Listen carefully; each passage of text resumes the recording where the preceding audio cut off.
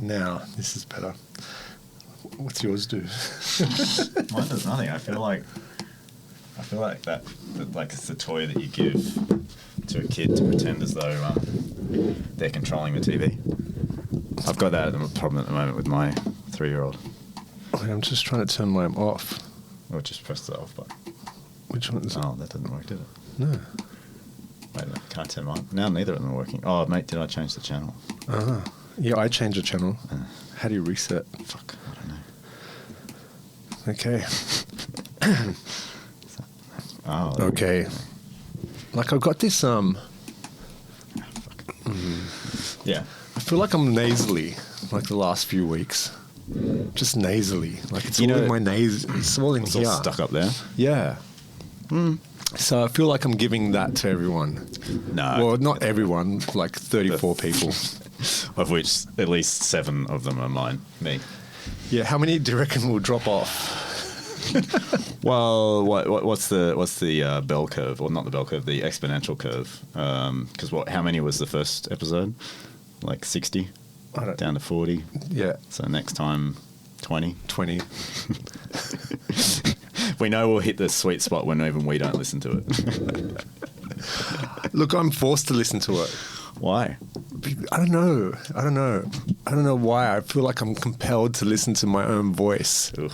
And then I listen to it and I go, all these things rumble through my head, like, let Tim talk more. That's what rumbles through my head as well. Fuck. What a tangent that was. And I'm like, why didn't you edit that? Like, why did you leave it in there? Well, I did offer that you could edit on top of my edit. I feel, because you know why? Because I feel bad about deleting your voice. It feels like a violence. I mean, I did it, but it feels like a violence. Yeah, totally. I mean, I'm literally like muting you or like editing what you said. It's like, I don't know what you meant to say. I mean, in lots of ways, I don't know what you meant to say. Neither do I. I don't know what I meant to say either. I feel like I bring the comical clown to this. No. Okay. Actually, the one bit of feedback that I did get was that, and I don't know if this was like a positive thing or a negative thing, but our differentiation in the market is that we're artists. So, like, the way that we approach stuff is, I guess, clowny or absurd or weird. We just go off on these kind of weird discussions that don't really necessarily connect to one another. And I like that. Which makes me think about improvisation. Okay. Which is something that you wanted to talk about. Yeah. Do you want to talk about that? Not in words. All right. Like, if I was to talk about improvisation, I'd do it in a way where it would be not even sound. Like, I'd be improvising. Like, now I'm completely scripted. I have like a sheet of paper in front of me. I'm reading. Yeah. We have scripted this out. We spent weeks scripting everything we're saying right now. Yeah. I don't know what you want me to say about improvisation. Like, where are you going with this? What do you want me to say, Tim? Tim, I'll say it, and then you say it. Well, you mentioned at our pre-coffee meeting that you want to kind of fuck with this form a bit more and make it a bit more kind of ugly or a bit more nonsensical. Yeah, but I don't want to give it away. Like, you're just giving it away now. Oh, you know right? what? Oh, you just want it to be nonsensical. Yeah. Well, I think we've already achieved that. Yeah, but More so. Like, now... Yeah, I shouldn't have said it then. Yeah, I didn't realize that was a fucking private. I guess that's why we had it at the coffee conversation. Yeah, right. Like, now we gave it away. It's like, I want people to go, okay, I can't. Like, I want to do a 6-hour podcast with you. Like, 6 hours. I lost my voice the fucking last time, and that was only 2 hours. Yeah, right. Sorry. I love destroying the magic trick. You know that. I'm sorry. Or revealing it, right? Like, this is how we do it. This string behind my hand. Yeah. You know, like, yeah. Okay. Yeah. But anyway, all right. So why do I want to do that, Tim? Why do you want to do that? Yeah. Well, I mean, part of it is because we both want this to fail, and we're doing a good job at that. We're doing a great job. We're committed every week to making this fail as hard as possible. But I think there's something in the notion of improvisation which is deeply interesting to me, and I think it's something that is like part of performance art, so part of a lot of performance art, as well as part of like noise music and obviously improvisational music, because it requires a level of belief in order to experience it. Yeah, so it's a similar kind of way that conceptual art does. It requires a level of elitism or a level of like peer pressure in order to sit through improvisation. Because no one likes it. This is why I think it's interesting to do it on a podcast, because no one likes it within the form or within a kind of structure of entertainment. Or like something, oh, you know what, I'm just going to listen to some random person making random noises for a while. That's what I really feel like. I mean, no one in the history of the world's ever fucking said that. However, there are lots of people that go along to performances of that. And so why do they do that? And how can we crash our podcast into the cliff of noise? What's really interesting about that, I just thought about it, right? I remember, I don't know if we, right? But I remember just the times that I'm really bored, I'm sitting there and I'm working through something that's going on in my head. How long is this going to last for? You know, like you go to a show, or a theatre, you know, an improvised music, an art talk. I don't know. Do you know an art video? It's 60 minutes long, and you have to go, okay, I'm 4 minutes in. How long do I commit to, you know, how long do I give this? Yeah. What I'm interested in is I remember the times that I'm really bored, which is more, or really like this is labor. Like, you know, I've got to endure this. I remember those times more than I remember the times that I'm actually like, this is great. Like, this is fantastic. This is why I do it. I don't remember those times at all. Yep. So what I'm is it totally about? critical. Like, I'm a critical motherfucker. Do you know what I mean? Yeah. But when you're totally bored, like it's not that you're even being critical, right? Because boredom is different from being like critical of something, right? Because if you're being critical of something, you're not really bored, because at least you're thinking about it and going like, this is shit because of X, Y, and Z. But when you're bored and when you become part of the endurance performance itself, or when you recognize that you're part of the endurance performance, that is a very particular experience that, yes, I also recognize. But I also like producing that in others. Like, I like being the person who makes the audience sit there and not leave and experience that.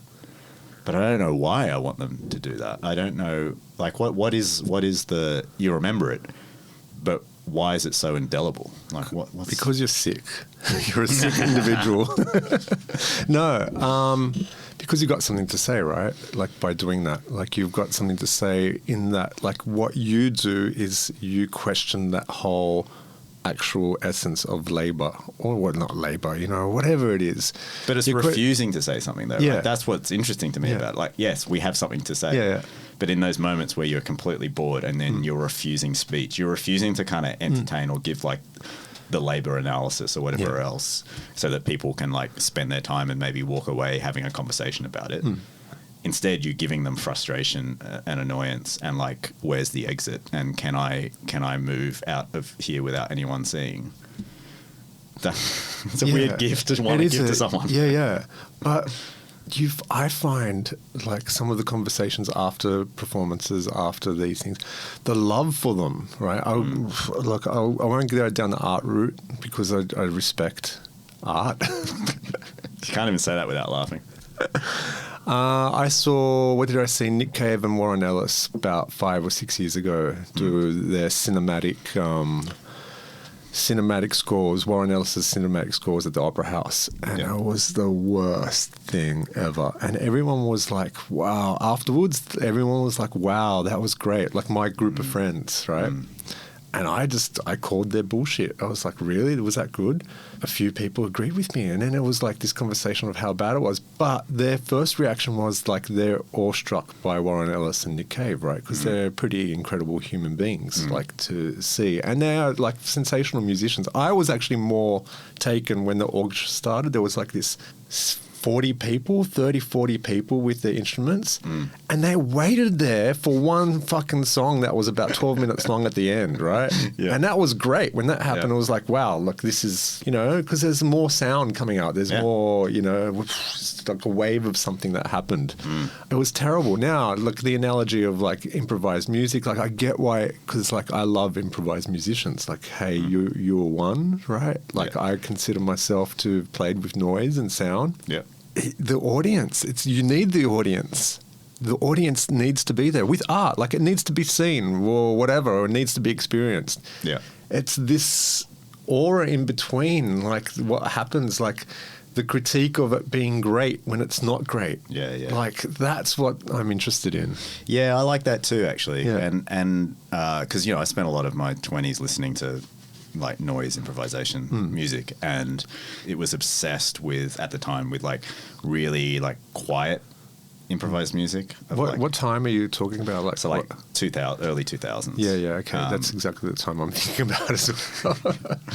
And so it would be someone would like scrape something and then wait 5 minutes and then scrape something else, all right? Which even when saying it, like the thing is I did enjoy it. I mean, I enjoyed hating it. There were other ones that I actually genuinely enjoyed that was like that. So it makes me sound like I'm saying, oh, that's fucking terrible. It wasn't. I turned up every week and I performed enjoying it. And at times even convinced myself that I enjoyed it, and wanted to be the person on stage doing it, if for no other reason than it looked pretty fucking easy to do, right? The thing that you just raised is something that I think in reflection I became more interested in when I started doing performances, and I actually started working with some of those guys in galleries rather than in sort of noise spaces or music spaces, is I became more interested in the performance that occurs after the performance, right? Which is what you just said. Yeah. I'm interested in the way that group of people then have to socially interact in order to justify why they just wasted 40 minutes of their life in this space. And that justification, that performance of like sociality of culture, kind of reminds me, you know what it fucking reminds me of? It actually triggered in my head just then memories of going to church every week, because it was this 1.5 hour long bullshit performance that I felt absolutely nothing towards, except a tiny bit of Latin that was sung at one point, right? But because I'm Protestant, there wasn't even any pageantry or fucking colour, right? It was just this boring ass brick fucking room. But what I was always really interested in was what happens after the end of church, right? Which is you spend another half hour with everyone mingling around out the front, drinking fucking cordial and having a bicky, right? And then there becomes this like performance of sociality of like everyone who have just sat through this thing on a Sunday morning. Like surely everyone there had something better to do. Yet they have to perform this like that was transcendental. Like that is the thing that like structures and grounds my life, is coming to church every week. And it's that performance that occurs after that makes that statement true, right? Because it wasn't true when they were experiencing it. It was true because of the sociality of everyone else confirming this kind of almost like line of sight hysteria, right? Where everyone convinces themselves that something interesting has just occurred or important has just occurred. And that seems to be quite similar to what we then went to experience in church. What was your finger tapping thing? So I'd rather talk about my band with David McNeil, to be honest. Yeah. It was called Suicide Watch. Suicide Watch. What a great name.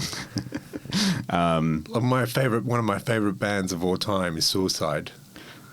There was a point at which me and my supervisor became friends, was not because of the PhD I was writing or the interest in art, but because we both had an interest in free jazz. Did you just say free jazz? Yeah. Sorry. It's like free it. Yeah. Free jazz. Free jazz is a particular term. Fuck off. Look, I deeply respect jazz, and I want to get into. Well, you should. that. There are certain types of jazz that are interesting, but the vast majority of it is absolutely pathetic because it's like classical music. It's become its own genre, right? Whereas free jazz, as it appeared in the like 40s and 50s, as part of like the civil rights movement, is very interesting. But anyway, we both had an interest in Albert Ayler, et cetera, from the 60s. And then he was like David, my supervisor, is like a closet guitar player. I'm a closet saxophone player. And so we started just playing and fucking around. Dave has the advantage of being entirely tone deaf. So he can't hear what he plays or really even hear what I play. So perfect for improvisation. Perfect for improvisation. Perfect for noise. He has absolute confidence and skill, but no capacity to reflect on what he's hearing. He's like me. It's like this podcast. That's what I call what I do noise. Like I don't even hit the word music or jazz. Yeah. Like I am the perfect improviser. Like I get up there and I will not even get into a rhythm with you. I'll do my own thing. It's totally egotistical. I've tried it. It's good. It's fun. It's fun. I don't think I piss off audiences. I think I piss off whoever I'm playing with. I know that experience with doing this with you. Yeah. Okay. Cool. But no, we did deliberately try to piss off people. Yeah. Did you piss each other off as well? Or was it fun? It was mostly fun. It was mostly fun. Also, I have a weird father relationship with him, so it's like, even if he was to piss me off, if I was to feel like he wasn't fucking listening, which of course he literally can't, I would never be able to admit that to myself. Can we send this podcast to Dave? Yeah.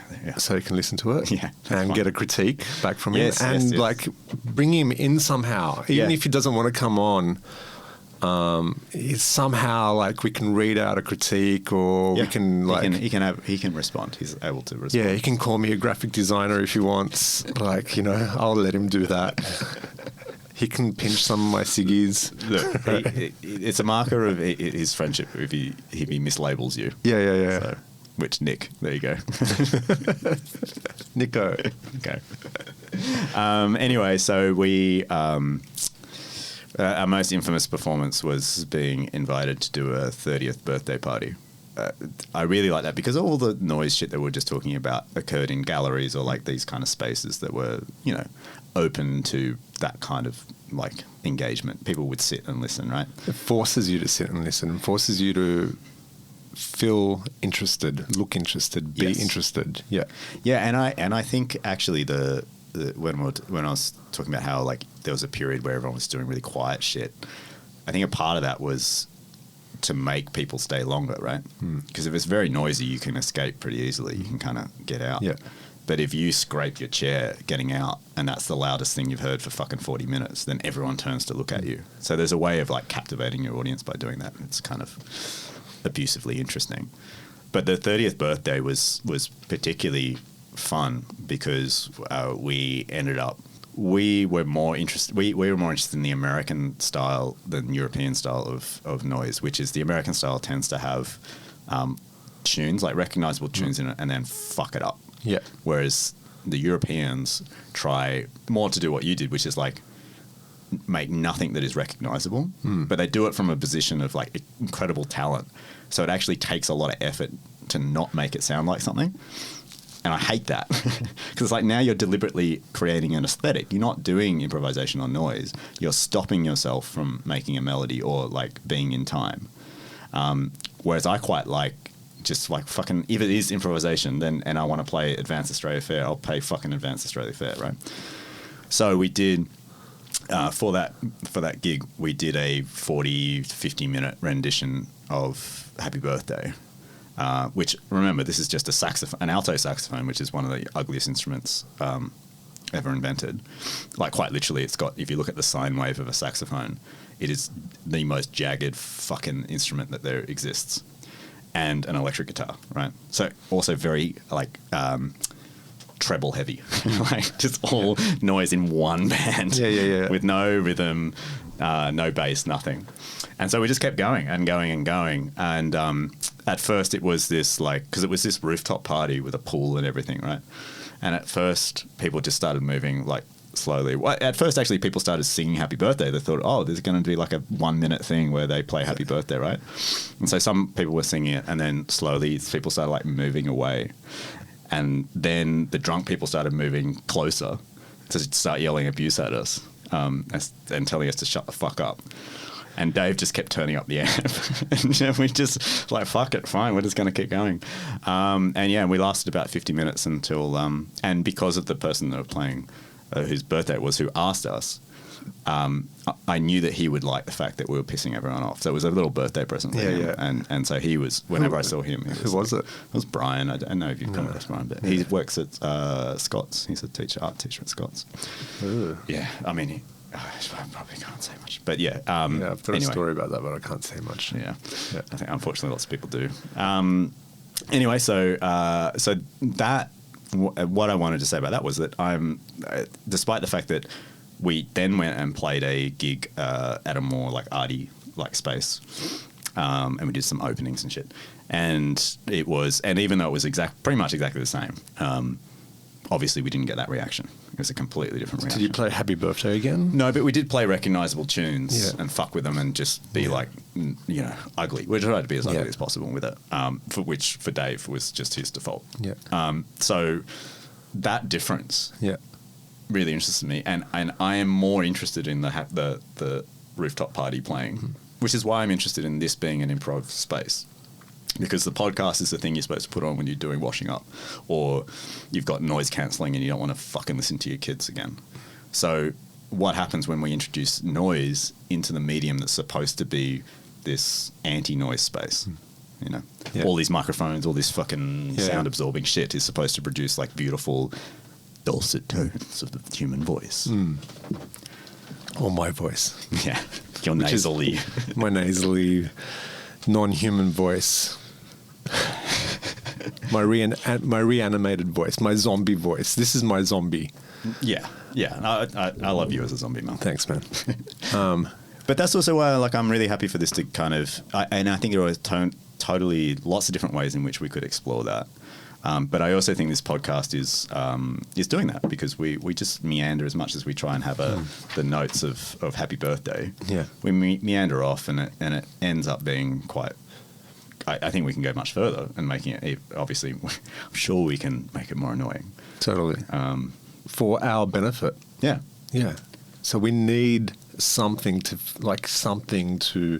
feed this, right? We don't need anything. I'm just getting theatrical here.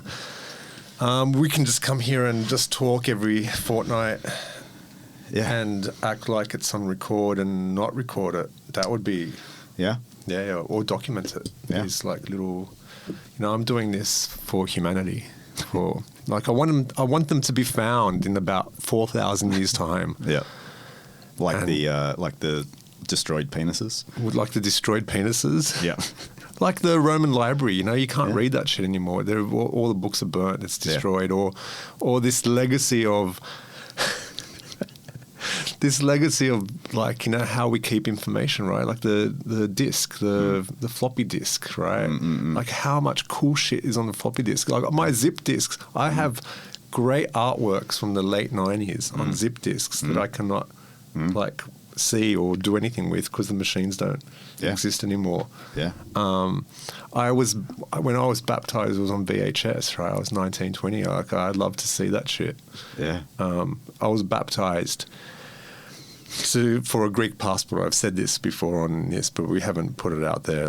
But I was baptized for a Greek passport, and it's on video, and I want that passport, even though it's lapsed, as an escape from this prison island that I live on.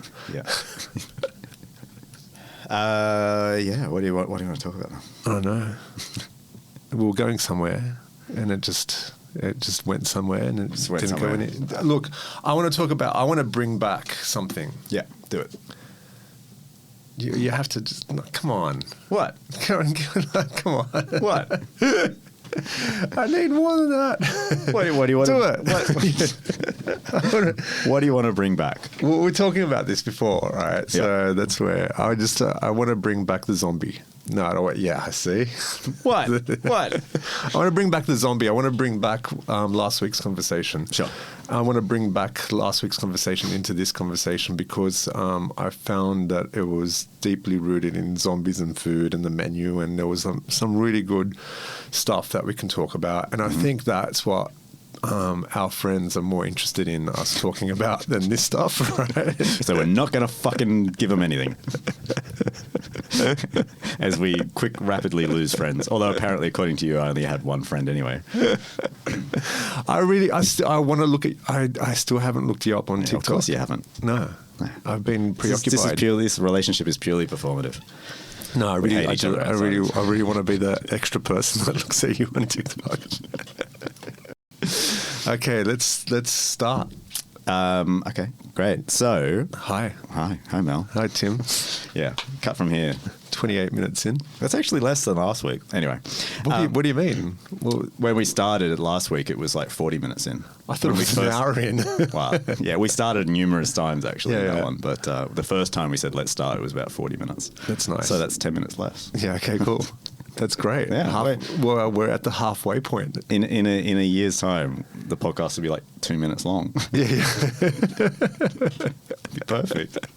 So, all right. So the zombie, right? So let's continue this conversation. Last week you said that we can get part 2 and maybe part 3 out of this. I was somewhat like reluctant to think that was possible. However, having thought about it tiny bit more this week, and we've both been somewhat busy, I do have a way of thinking about this from a slightly different perspective. And that perspective is that last week I was talking about the zombie as this, like revolutionary figure that comes from a slave rebellion in Haiti and comes to represent kind of queer desire, queer joy, anti-capitalist, anti-colonial position, right? Which it does, absolutely. However, that history is only one history of the zombie itself. There is an earlier history to the zombie.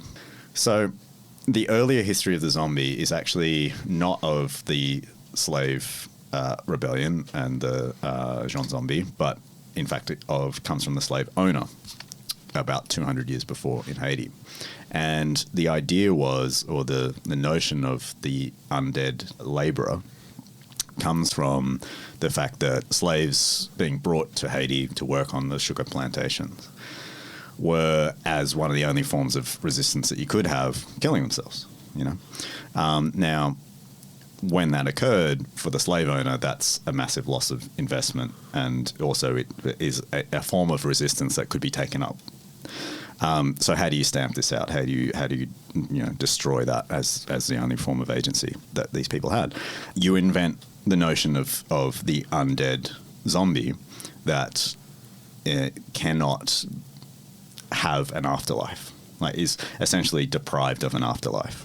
And so what the colonel did was that he would dismember any slave who killed themselves and display it to the other slaves as a not just as a warning, but as if you do this, you will not be able to return home to Africa even after death. You will be stuck here, and you will be forever dead and alive here. And that notion of necropolitics, well, that's really where the notion of necropolitics come from. So this, at a very kind of basic level, the idea of being alive but already dead, a commodity form. And so the labourer then is not that only in death that they are the zombie. They are, of course, the zombie when they're alive. They're the zombie labourer, because any notion of humanness has been taken from them. Yeah. So that is the sort of earlier history of the zombie. But then if we trace that back to the journey, right, from Africa on the slave ships themselves, Marx talks a lot about the commodity that speaks. Now, he uses this rhetorically. He goes on to say the commodity doesn't speak. The commodity can't speak. But if it spoke, it would say this. And he's making a point about use value and exchange value. Marx's biggest blind spot there is that in fact, one of the first commodities of capitalism did speak because they were slaves, right? And so there's this kind of massive blind spot, or at least, like there's some work to be done with our god Marx. Then you ask the question, well, the commodity did speak. What did it say? Yeah. And one of the reasons why Marx and others doesn't consider the slave as a speaking subject is because, of course, the notion of the speech of the slave is deliberately taken out of the commodity form, right? Because it's not something that can be exchanged or has value. At worst, it like humanizes someone.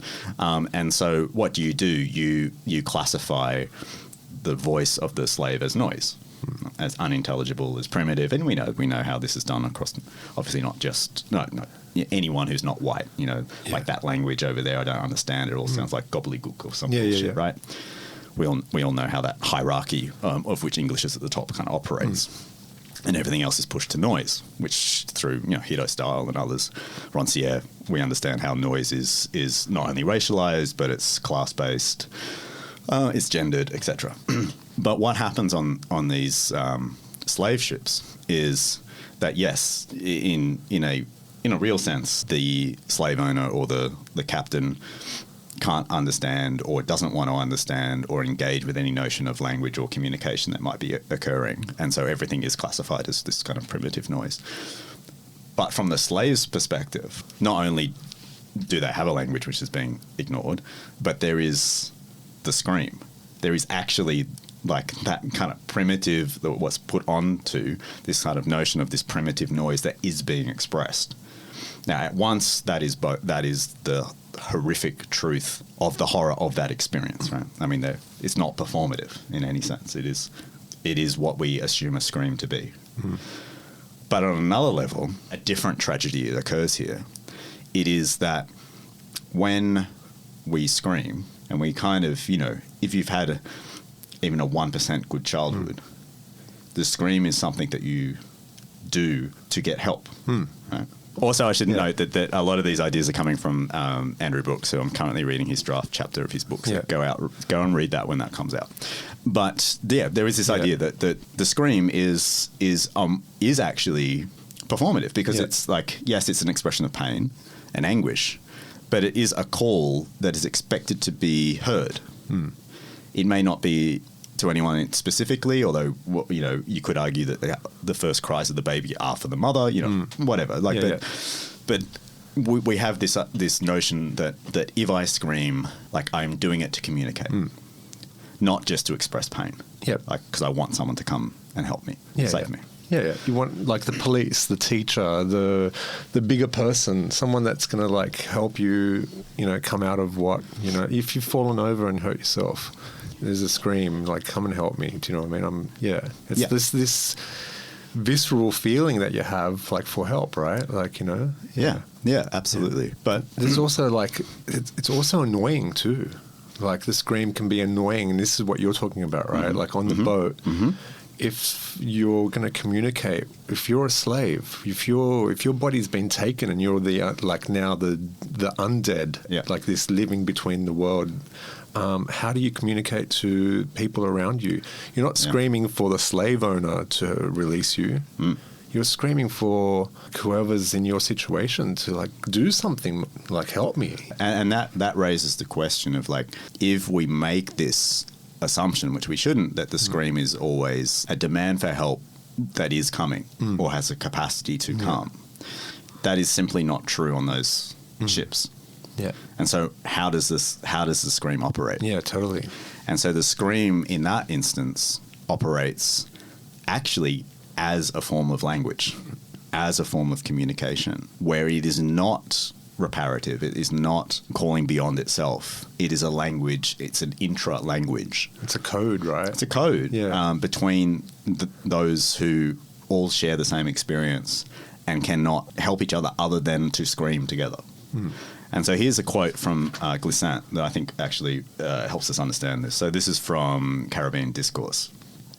Since speech was forbidden, slaves camouflaged the word under the provocative intensity of the scream. No one could translate the meaning of what seemed to be nothing but a shout. It was taken to be nothing but a call of a wild animal. This is how the dispossessed man organized his speech, by weaving it into apparently meaningless textures of extreme noise. We then see histories, say, within free jazz, of those memories and those like reverberations of the scream that then comes through slavery, through incarceration, through segregation, through the fact that if you're black and you call out for the cops, they're going to beat you up.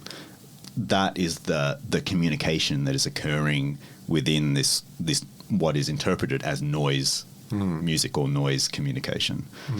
And that sociality I'm interested in. Look, I see it right from that point of view. If you think of it from an Afrofuturist point of view, you think of it as that those vibrations free you. It's a scream, but it frees you from the act of being, held. From the perspective, the European perspective, right? The scream isn't like it becomes adopted, it becomes commodified, right, into the music that we listen to. This is why I don't like free jazz. When you said free jazz before, I was like, I cringed, right? I had a reaction to the word jazz or funk. You put those two words together, funky jazz, right? But I love where it's traversed from, where it's come from. What I don't like about it is how it's represented, how people are listening to it from a different vibration, right? They're not listening to the words, right? There's no words in jazz, but like in early rap music, no one listened to the words. It was too hard to listen to.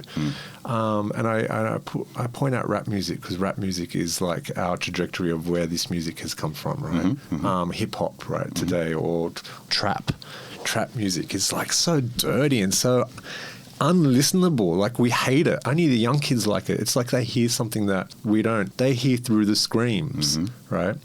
But the history of that is really interesting, and how it traverses and how it's not commodified. But what I wanted to say is that act of rebellion, right? That's what I'm interested in. There's this new language that's formed through that pain. Sun Ra talks about it really well. Artists talk about it really well. And Andrew, I'm really interested in what Andrew's got to say about it. Yeah. We should get him in as well. Yeah. Maya also calls this, because you just said this, and it triggered something I've coincidentally got written down here, a radical remembering of the future. Which I think is what the scream is, right? Yeah. It's like, no one can help me now. It can be used in the moment as a form of, as you said, vibration of both like connection, ontologically, like just existence. It is also, this is something which will be remembered in the future. So it's this kind of radical remembering and re-screaming that we can witness. And this is where I wanted to link it all back, is that the zombie is one of the few monsters that has no speech. Speech has been taken from them. All the other forms of monsters learn to speak, or, like a fucking Doolittle kind of story of the Frankenstein monster, or the vampire who's very erudite. But the zombie was a speaking subject. Like in Poor Things. Have you seen Poor Things? Yeah. Exactly, right? Like, it ends up becoming more human, like...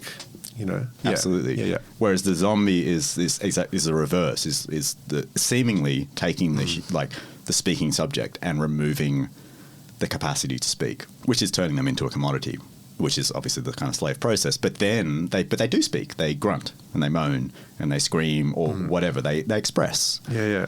And we, the audience, when we experience the zombie film, assume that there is nothing intelligible being said. And so our ears are attuned to the survivor and how they are trying to control the zombie, right? To commodify the zombie or remove the zombie or whatever is required to do. But what happens when we attune ourselves to the moans and the grunts of the zombies is what they're saying, the proto-language. And this is also where Spillers writes about this. This is also where the scream is both before language and after language. Right? Yeah. So it can become language, or it can be in excess of language. There's no words to describe this, therefore I scream, or I am trying to articulate something for which I have no words. So for now, it is a scream. And of course artists are interested in this. Yeah. Because this is what we fucking do all the time. Yeah. I think as artists, like, it's a great way to think about practice. In one instance, how can we listen to the zombie noise? How can we listen to the screams of the past, which have created our present? that we're told to ignore, that our history is not those screams, that our history is in the fucking written history books. What happens if we listen to the real history of the commodity who spoke and speaks? What is that telling us? And then how can we not transform that into language, right? Which is your kind of critique of rap music that becomes intelligible, becomes white. Mm. How can we keep that improvisation? How can we keep that noise? Mm. But it's not just I'll just make fucking noise. No, it's how can I continue this scream into the future? Because that's kind of what we can do now. Totally, yeah. I'm always bringing it back to a childhood memory or something that I'm connecting to. Mm-hmm. And my mum, English is a second language. She came here when she was about 23, 24. Imagine being a 24-year-old, and she had me at 30. And so she goes to Greek. Greek was her language that she could speak fluently, right? Uh-huh.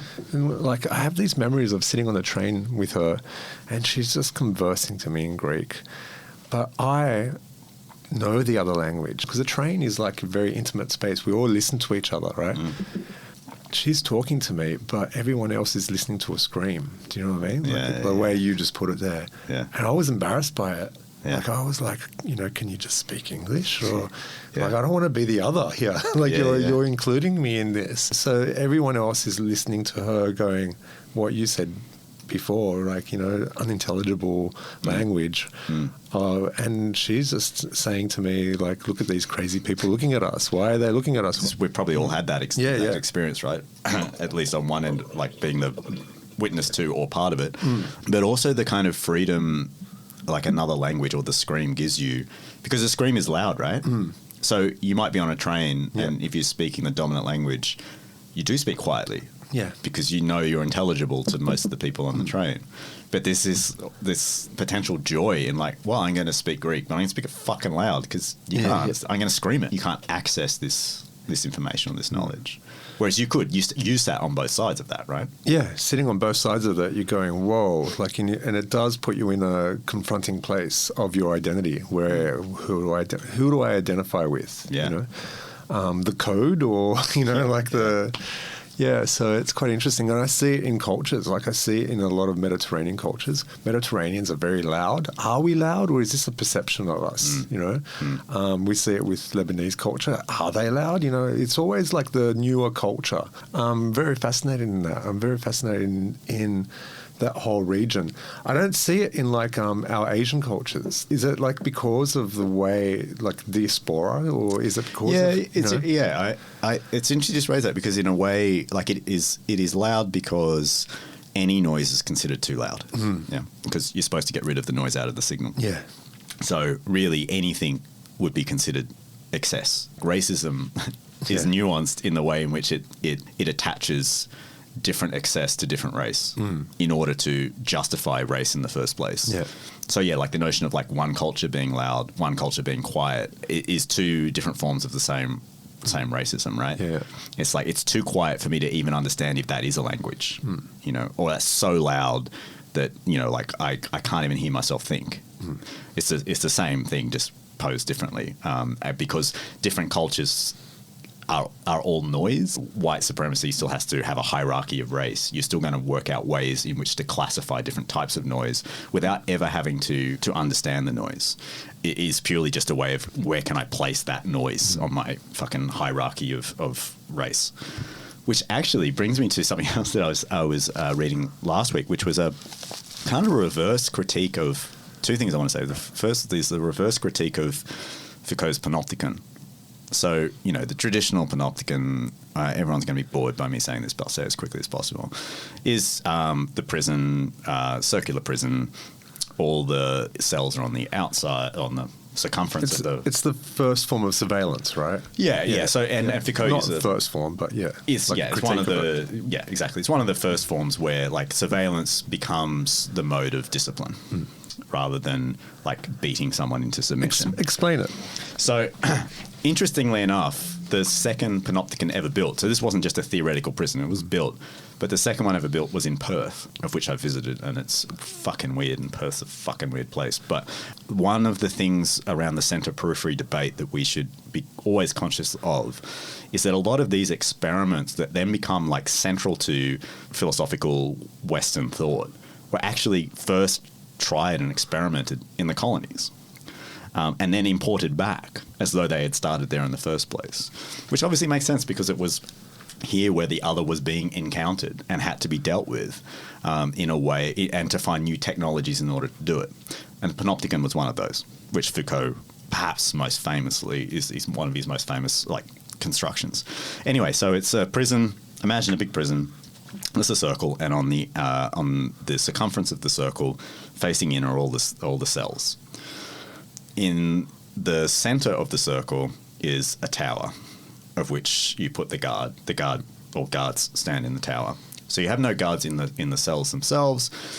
All the cells face towards the center. There is essentially no place that a prisoner can hide in their cell that the guard in the central tower could not observe. So if a prisoner does something wrong, you go and beat them up.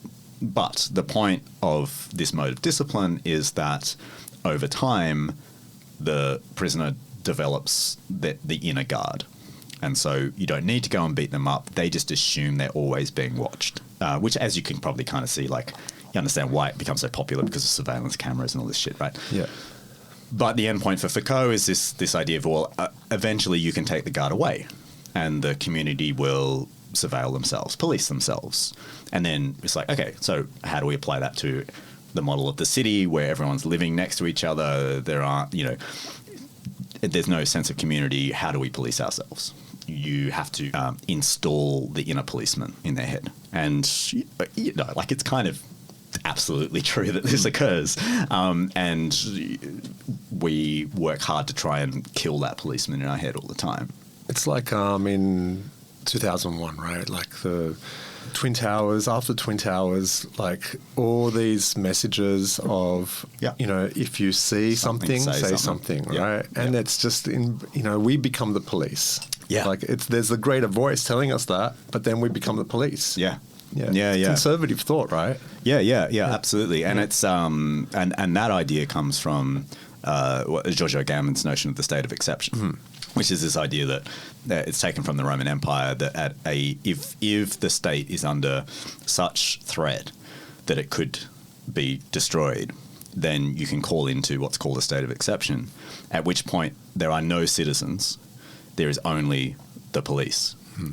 So what that means is that every citizen becomes the police and is required to be the police and to either find the spies or kill the other. It's very Orwellian, isn't it? Very Orwellian, yeah. But it was a real law and it was enacted. And not only was it a real law in ancient Rome, it was enacted after 9/11 in the anti-terrorist laws, where it was, if you see something, say something. It was this idea of not just the nation state, but the whole notion of Western history was suddenly somehow under threat. Mm.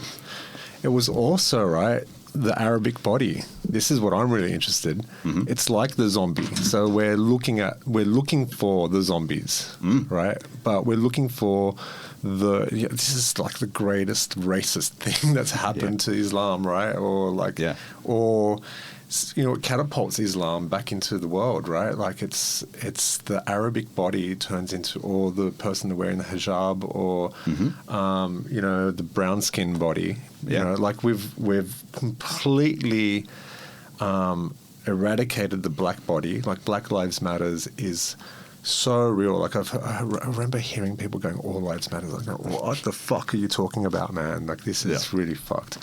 I won't get into that, but the black and brown body are now, the brown body is now just as critiqued after 9/11, right? Yeah, absolutely. And when you turn the citizenry into police, there's something I remember Brian Masumi saying, which was preventative action causes the thing it attempts to prevent. So if you make all your citizens police, what have you done? You've gotten rid of citizens. If the whole point was to protect Western democracy, you've destroyed it, right? You've destroyed it by making there no citizens left. There is only police all the way in. There is nothing you're protecting anymore. And the second part of that is that what it reveals is that policing, out of like a settler colonial history, capitalist history, is always to protect property. You know, the famous like Supreme Court rulings in the States that the cops actually have no duty to protect or serve people. So there are lots of there are these test cases that go to the Supreme Court where cops, someone calls out for help, right? Someone's being stabbed. Screaming. One of the key case law is a person was being stabbed in a carriage on a train. There's a cop on the next on duty cop on the next carriage. The cop shut the door, like protecting himself, and let the other person stab this person. And so it went to the Supreme Court as, why didn't the cop help? Like, it was right there, you saw what was happening. Because the whole notion that comes through popular media, and even cops themselves think this, that their duty is to protect and serve, is entire fiction. Their duty is to protect and serve property. It's literally it. And they will be protected if they do anything else. It's fine. Or don't do anything else. It's fine. And so what this reveals is that the actual policing of protect and serve, right? So the bits that cops do that is actually intervening physically in people's bodies, particularly black people's bodies and brown people's bodies, is not part of their duty. So what is it? It's an excess it's about actually disciplining and controlling black and brown people. And so it serves like this white fear, if you like, but it is also just part of the ongoing violence and elimination strategies of a settler state. When you turn the whole citizenry into cops, you realize, like the cop's duty was only ever aesthetic, right? In that person looks off. And so when you say like the citizen then is now making these racist decisions about when if you see something, say something, the thing that was never defined was like, what are we looking for? A, you know, right? Yeah. We don't have to fucking tell you. Yeah. You know what you're looking for. But B, because it's supposed to be this sort of slippery thing. Like this year it's Muslim people. Next year it'll be something else. The year after it'll be something else. It'll be like sending the military into Alice Springs to like lock up children. So then the when we say like abolish the police, I think it's a question of like, well, then we need people to protect and serve. Like, it's why everyone loves firefighters. Because they actually fucking protect and serve. Yeah. But it's sort of like they're all great. Every single one is just fucking awesome. Like, why don't we just have a million more fire people? The nearest fire station to me when I used to live in Glebe was. They'd have, every fire station had a gym, right? Yeah.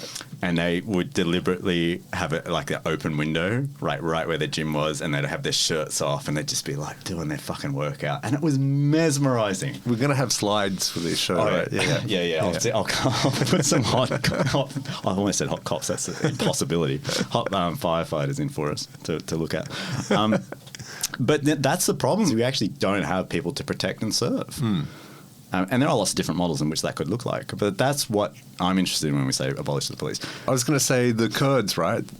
The Kurds are like right now, the Kurds, like there's no Kurdistan anymore, but like places in Kurdistan, I'm going to call it Kurdistan because it does exist, even if it doesn't exist, like we're trying to abolish places like Palestine off the maps. Google's now doing it, like Google, right?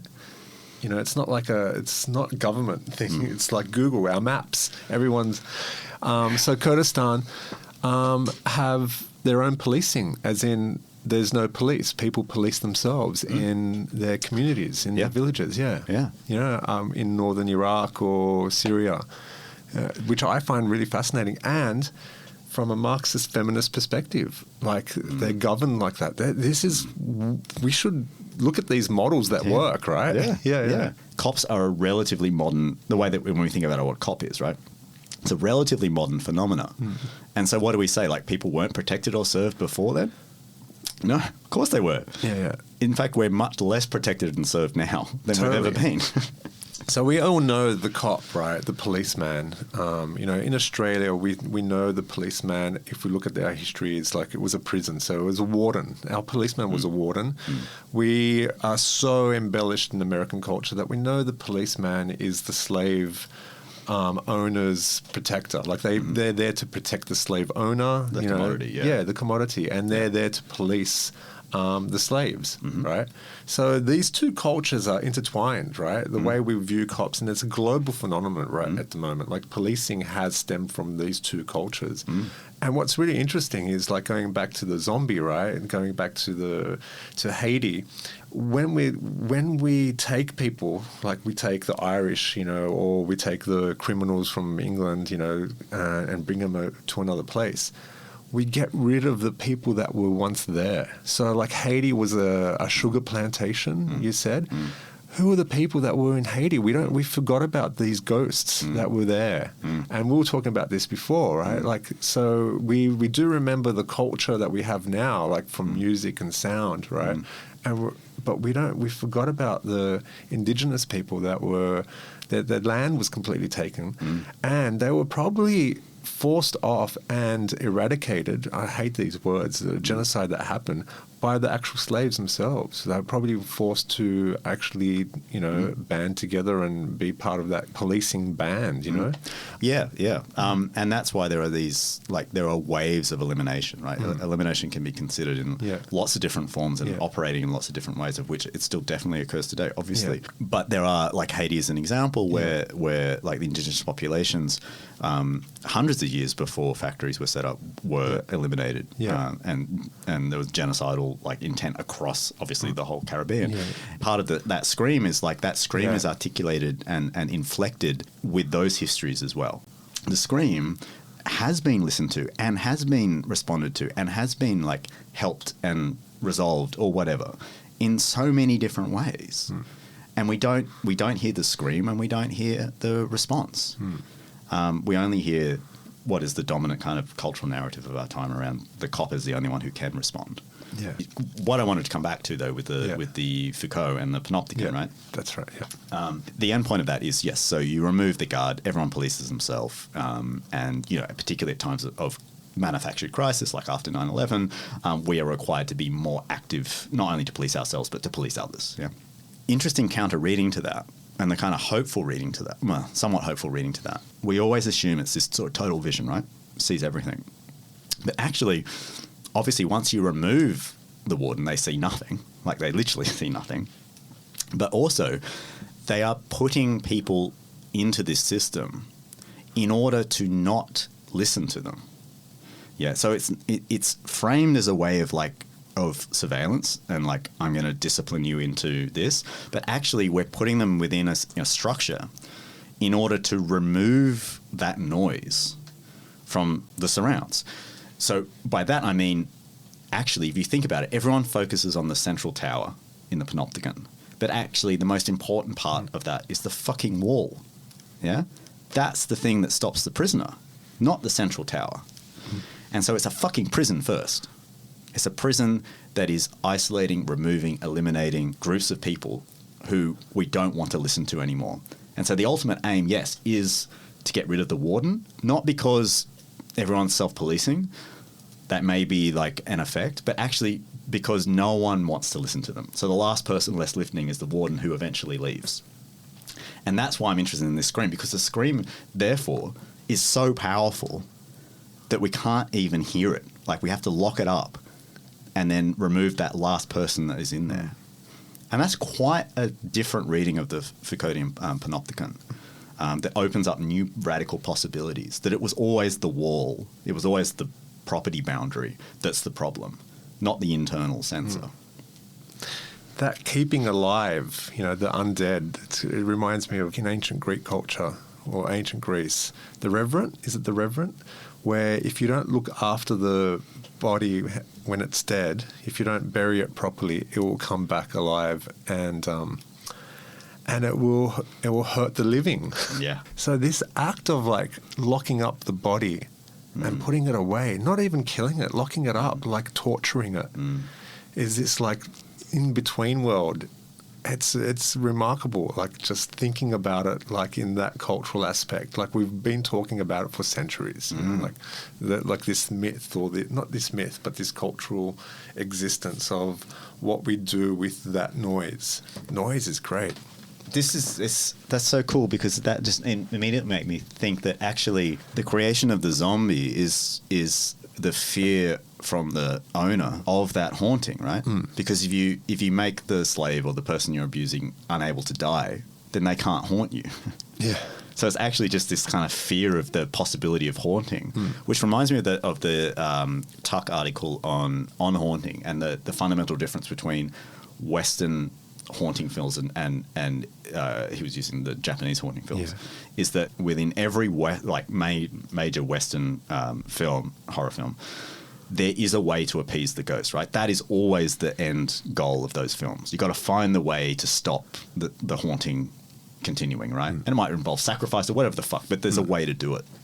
Whereas usually in Japanese films, there is no resolution. The haunting, you just pass it on, right? Yeah. Which is like The Ring or whatever. And so this idea that a ghost, once it's been created, can be erased from the West is like this fear, right? It's like, what if we can't erase the ghost that we've fucking created? This is going to destroy us. We need to create these cultural forms that keep telling us it's okay. You can keep being abusive and traumatic and eradicating people for your own gain, because we'll work out later in the future how to deal with these ghosts. But other cultures are like, no, you can't fucking... What are you fucking talking about? What are you going to do with a ghost, you fucking idiot? They're going to haunt you, your children, your children's children for fucking ever. You're fucked. We're going to make part 1, part 2, part 3 of Ghostbusters. We're up to part 4, right? Well, that's a good point, We're actually. going to use technology to capture ghosts. Yeah. That's a good point. The only thing that continues ghosts in Western culture is the capitalist need for a fucking sequel. Yeah, exactly. Exactly. Hey, I want to reanimate myself. Oh, I didn't realize you were dead. Or are we killing you first? I did kill myself. Huh. I killed my art self back about 15, 16 years ago on FBI radio. There's a plug for FBI radio. And it's really weird because FBI radio are like the vampires of radio. They've all stayed young. They're all like, you know, like I used to listen to it 20 years ago when it first came around, and I was young then. Yeah. And now I listen to it, and the same people, some of the same people are on there, like Jack Shit and Tyson, and they still sound young. Maybe we sound really young on this. Yeah, we do. But I killed my art persona. I actually used to sign all my artwork, so I didn't sign them, but I used to, like, when I exhibited, look, it's really interesting because I was not, from like a kid, like from high school, I didn't think that the perception of an artist is your name as well, attached to your artwork, right? And growing up, this is a very sad story, but growing up without an identity, Tim, growing up... Problem I never had. Growing up wishing you were the other, right? And I'm sure a lot of people, I hated my name. I really hated Melletios, right? And I didn't think it was a good art name. I didn't think it went with my drawings or my paintings or my photography or my videos. So I created, in my late 20s, Mr. Fuck Art. What are you laughing for? It's great. No, I love it. It's very you. Yeah. And you know, as Mr. Fuck Art, right, I created my best work. I feel like Mr. Fuck Art, not I created, Mr. Fuck Art, the persona of who I was, the Mr. Fuck Art created work, right? And I killed Mr. Fuck Art, like, was it Doom? Killed himself, like Dr. Doom, or like killed that persona, he wore the mask. So I killed myself on radio before I was invited to this show, well, not a show, like an end of year gathering at the Art Gallery of New South Wales with Samu. I think Samu invited me with him because we collaborated on some Ned Kelly bullshit. Actually, a really good Ned Kelly show that we did. Like we were looking at the brown body and as Ned Kelly, and we used like garbage bags, we used high-end bags like Grace Brothers back then, Myers bags or David Jones bags as the shield. They were pretty cool works. Yeah. and the bikie. We were looking at the bikie, and anyway, they were all some moose ideas. So we end up being invited to the Arcade of New South Wales to mingle with like other artists that were like really well known at the time. I don't know why the Arcade does this. Have you been? Such an innocent question there, Mel. No, I have never been invited to those parties. Anyway, I've never been invited to any fucking parties. Yeah, well, it wasn't really a party. It was like it was really that's wanky. what the people who go to the party say. I saw Richard Bell there. Oh, right. This is the first time I've seen Richard Bell, and I was like awestruck. And it's really weird because I know who he is. He doesn't know who I am. Yeah, like Mr. Fuck Art. Who's that? You know, well, he's like, dead anyway. Yeah. So I killed Mr. Fuck Art on the radio just before I go to this thing. So like as a performative piece, you know, Mr. Fuck Art, you're exorcised, you're dead. Get the fuck out of my body. Now I will make art as Melletios, right? I haven't made anything good since. Going back to just Richard Bell there. So he had an entourage of his friends, which is like they were all cool. I wanted to be part of that entourage. I was like, like a little fish swimming with the shark. I was like, trying to get in the slipstream. Must have been staring at him for a long time, and as soon as I, caught his eye and we were like close, I just said, I really like your work. That's okay. I don't know what I said. I really don't know what I said. I said the wankiest thing, right? I just said something really terrible. And he was like, yeah, what the fuck, man? Whatever, thanks. And he walked away. And I like him even more. Yeah. Anyway, so I'm on radio and I killed Mr. Fuck Art. And I want to bring him back now. Okay, so the first question I have is, you killed him. Yeah. And then you said you haven't made any good art since then. Well, I have. I've made some. Yeah. I've made some good bits. Yeah. But do you feel like you've been haunted by him at all? Totally. Totally. It's in me. I want it. What does that feel like, though? What's it like? Because you're now expressing a desire to reanimate him. Why? What's the... I want to make physical work again. I want to make work that's not just a performative aspect of who I am and live in this art bubble. And I want to not work in it. I just want to be part of making something that will be important to me as an audience, not like for the audience, right? And that's when Mr. Fuck Art was around, it was creating something for the audience to react to. Was screaming, like you said. I didn't realize I was screaming. This is all news to me, but I was screaming, right? And I want to scream again. I don't want to give it away. I just did, but I want to scream to other people that understand what my scream means. So therefore, I am now bringing back Mr. Fuck Art.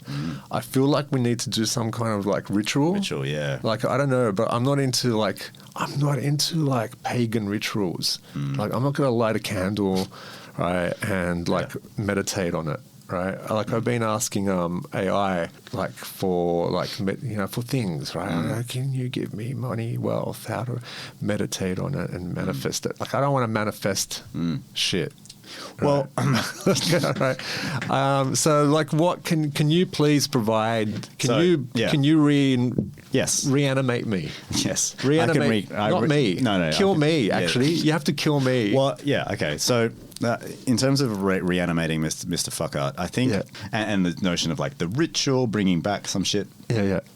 I similarly don't like that. I never like that. Those bits in films where the ghost is summoned. Yeah. Because it takes away agency of the ghost, right? It's like, no, like, you are haunted. You can't get the ghost to come to you. The ghost will haunt whoever the fuck the ghost wants to haunt. So to bring Mr. Fuck Art back, I don't think you can bring Mr. Fuck Art back. But what you can do is that I also think the zombie film gives you a good analogy for this, which is that the zombie only ever exists in two extreme scenarios.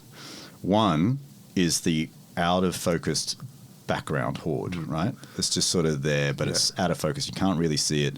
And in fact, it's not even, you can't even discern them as zombies, right? They blend could be in. human, they might not be, or they might just be fucking trees, whatever, right? They're moving. They all look slowly. the same. They all look the same, yeah.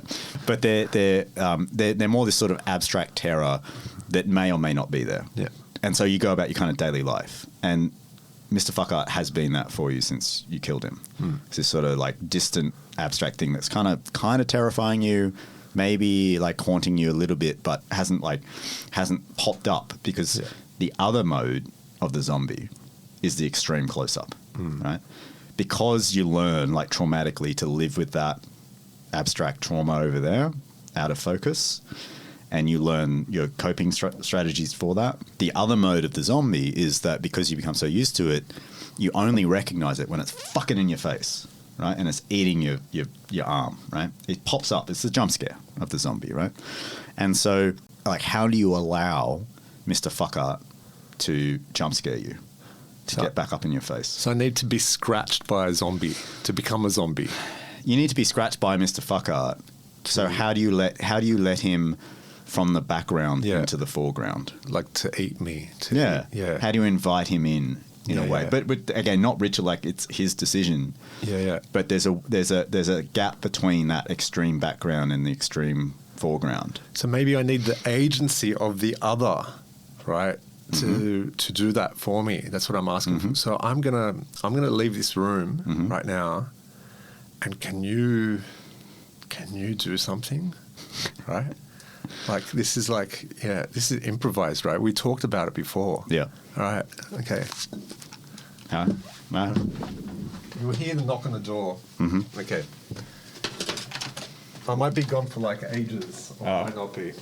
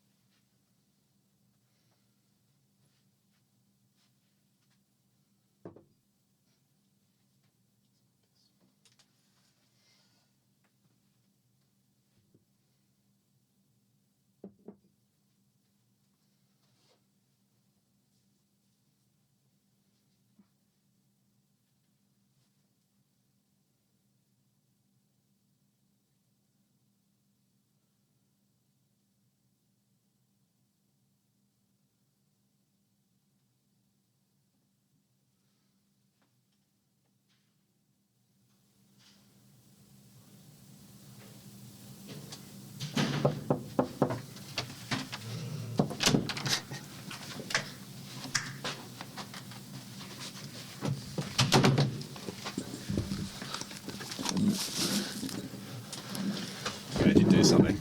Yeah, look, I've come back different. That worked. It did. Good. I'm not, like, I've come back.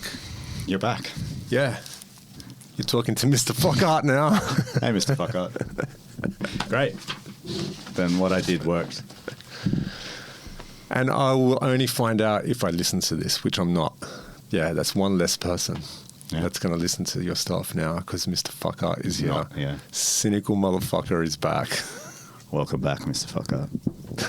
Well, yeah, interview Mr. Fuckart. It's all about Mr. Fuckart now. What have you been doing for the last 15 years? Mr. Fuckart's been doing? No, I was dead. What did that feel like? Why have you come back now?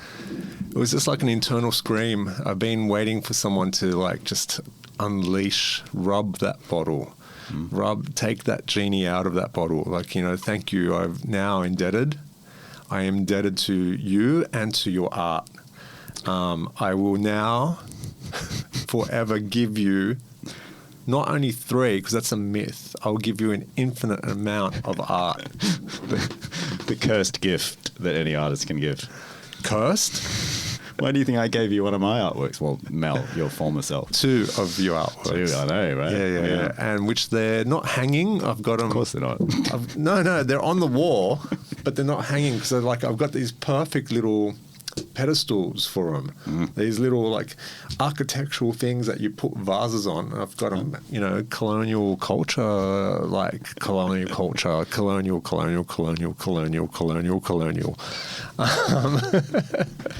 this, Mr. Fucker.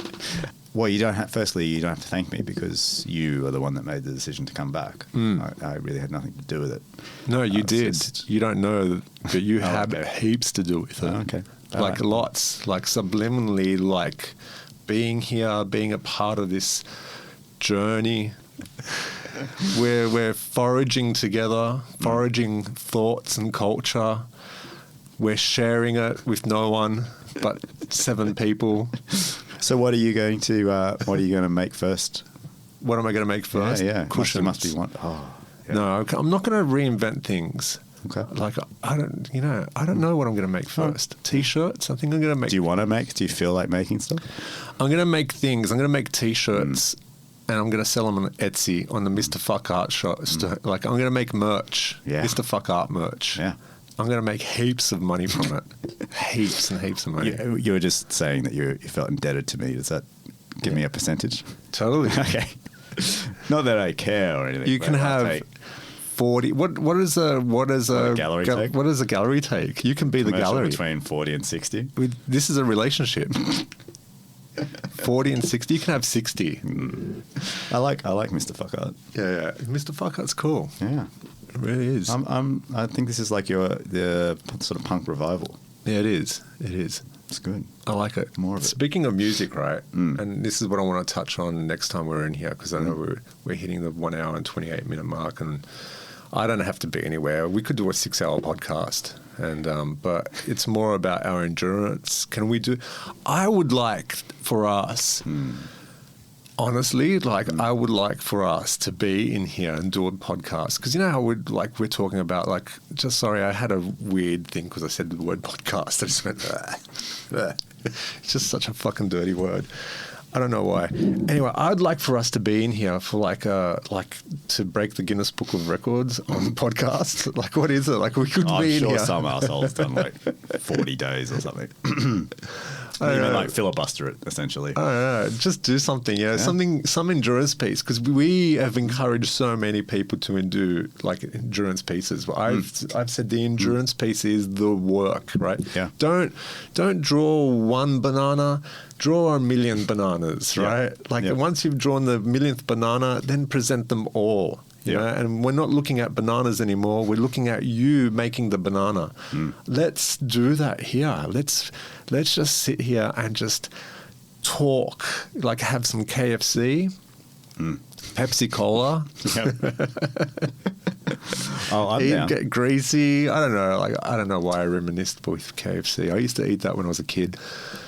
I'm never eating it again. Fucking kids ate the worst shit. But anyway, let's do that. Yeah. Let's let's live in this room and just have a slumber party. See what happens. Have it on record until we have how many mini discs do we have to have? Does it go straight to the cloud? Can we record? We could probably do that. Well, we could live stream it. Is the other thing. Technology. Then we could literally go forever. Yeah, that would be. We could Twitch this. Is it a Twitch? Twitch, yeah. There's a Twitch. Yeah. You're on TikTok. The only thing I can think of is what's it called? Chatterbait, which is the masturbation one. We can do. We live stream on that. Have you done that before? I know I haven't live streamed on it, but not live stream, but I've not recorded, but I've done a performative piece actually on that with my friend Max when I was at Space 3, back in the day. Shit. So been around that long. Wow. Yeah, it's been, so it was about 2005 when it came around. Fuck. Is the bait to be masturbate in it? Mm-hmm. That's why everyone was nude. You didn't fucking know that? I didn't know that. I really didn't know that. I was like, why are men so creepy? Why? Because it was only men. Like it was only men. You couldn't really see anything, but sometimes just this late. You know when you turn your phone on by accident, the camera, your phone, and it's looking at you. Yeah. Right. It's like I would see so many people like that. You know, wow. But they'd always next to me. No one would masturbate to me. Why wouldn't they masturbate to me? That's it. I want to be, like I've done a lot of masturbating in my life. I want to be, Mr. Fucker wants to be I want people to take home Mr. Fucker to masturbate to. Oh, yeah. All right. Yeah. Like I want to be that. I like that haunted thought that like haunts you at that time where you're just like, you go, you're alone. Yeah. What can I do? Who can I think about? How can I get aroused? Mr. Fucker is there, fucking up art. I love this. Just like totally, just like having sex with art. No, I love fucking this, art. But this is why it needs to be material. Like I really like the idea of Mr. Fuck Art creating masturbatory aids and like posting them out to people. Because I think people should be able to have sex with Mr. Fuck Art in that kind of material sense of you giving them the material aid to do so. Yeah. In whatever form that takes. Totally. Like it's like documented, play it back, you know, until you come, right? Yeah. The VHS tape that just kind of keeps going and going until it's just this beautiful, erotic, blurry noise. Do that. Should we call it? Yeah, that particular revelation. Sure. Yeah.